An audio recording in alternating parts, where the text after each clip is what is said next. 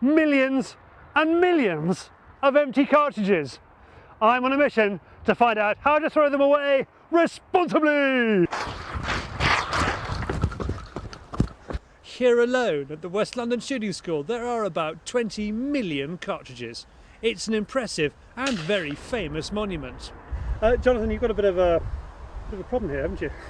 It's more of a sort of statement of might as we see it. I mean, it's quite a well-known feature, our cartridge mountain, and people have come to sort of see it and to take photos of it. And we have collectors come from Holland to take empties from the heap. But it is something that one day we might have to do something about. But in the meantime, we're quite happy adding to the heap. Well, it sort of illustrates a general point just now. We've got to get rid of cartridges. Yeah. We can't drop them anymore, can we? I mean, we always tell people, we do young shots courses here, and we tell one of the children that one of the first things they should remember is to pick up empty cartridges.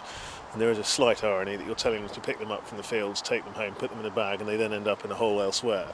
But at least you're sort of filling a landfill rather than littering the countryside. But there is a point that ultimately what to do with all these, in our case, of 20 odd million plastic cases.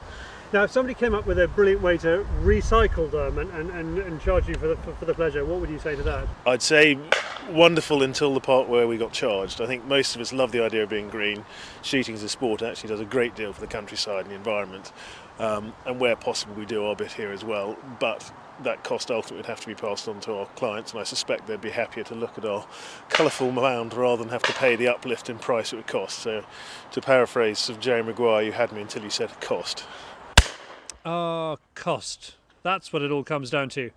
We have to strike a balance between what makes ecological and economical sense. Well, there's a man in Lincolnshire who feels he has come up with the answer. He says it isn't going to break the bank, and you never know, you might sleep better at night. Robert Moore recycles stuff. Loads of it. And his company, AgriCycle, has franchises all over the country. Many are run by farmers, and together they realise the huge volume in the shape of these that were heading to landfill unnecessarily. So before we do a Carol Vorderman with the costs, let's have a guided tour of this incredible bit of bulletproof kit. Good, so this is, Robert, this is the raw material, is it? Yeah, this is the cartridge that's come in from the game shoots or the clay pigeon shoots. It's the raw material that we want to process, as you can see. You've got paper card cases along with plastic and cases. Got loads of different kinds of cartridges in there as well. I can see. I picked up a handful of 5s. Yeah, it makes no difference whether the 410 cartridges, 16 bore, 20 bore, it makes no difference. You can sort of tell, forensically, you can tell what kind of shoots they've come off, can't you? Oh yeah, it is. But like I say, it makes no difference what's in that bag, whether there's even live cartridges in there. Live cartridges? Yep, we can process them all. It's all controlled. You know, when the cartridge goes off, it's controlled. Inside a container? Yep, and the lead is, again, it's caught and recycled. Along with any cardboard in there, any bottles that are in there, it's all recycled. So you 100%. In there? No, anything that goes in there is 100% recycled. This is the main piece of kit here. This is where everything drops in to start with. This is where the shredding takes place, and most of the separation is done. This is where the live cartridge will go off in the hopper, all controlled. Right. Do you hear the bangs? Oh yeah, yeah. Oh, you'll hear those. So it comes out of there, up the conveyors again, which has got all magnets. There's a series of magnets all in there to take out the product, and then into the granulator, that is where all the plastic goes. Yes. Up there it's all granulated, and then you've got the evacuation up there for the paper, and the dust separation goes on up there. Okay. And then you've got the product in there, which is the granulated plastic. So park benches, that sort of thing? Park benches, speed ramps, all sorts of things like that.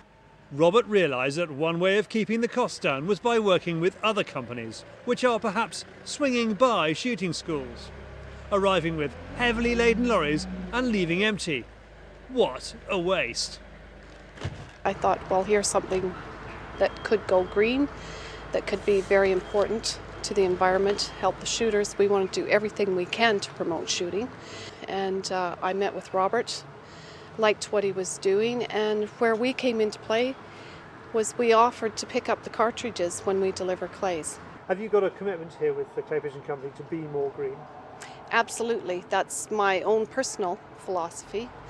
we're seeing that change within the whole group, Mr. Laporte and so forth. Everybody is starting to take a closer look at what we can do to protect the environment. No, the spotlight's never really fallen on clay grounds in the past, though.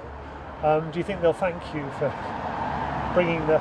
I hope they will. I think as long as we work together that we can find solutions. I'm hopeful. So Laporte are hopeful, but Robert has to convince the big shooting schools. Agricycle had a strong presence at the game fair this year.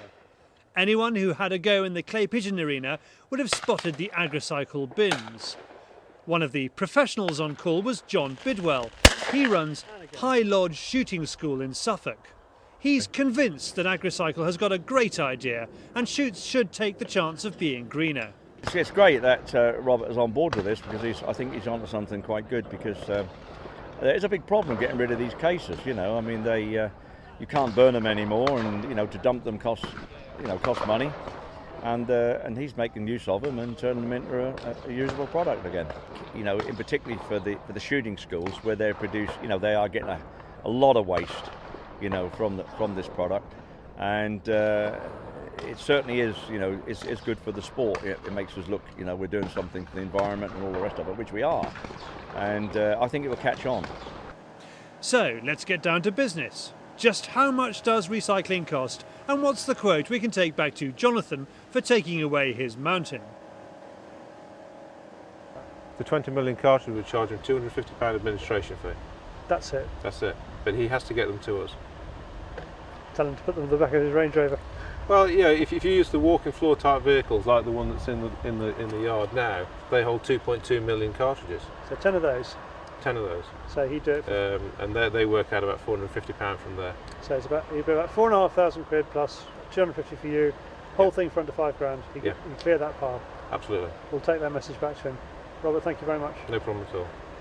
So there is an alternative to landfill, and maybe next time you buy a box of cartridges, it's worth thinking about just how many thousands of shots you've fired in your lifetime and how many benches you could claim as your own.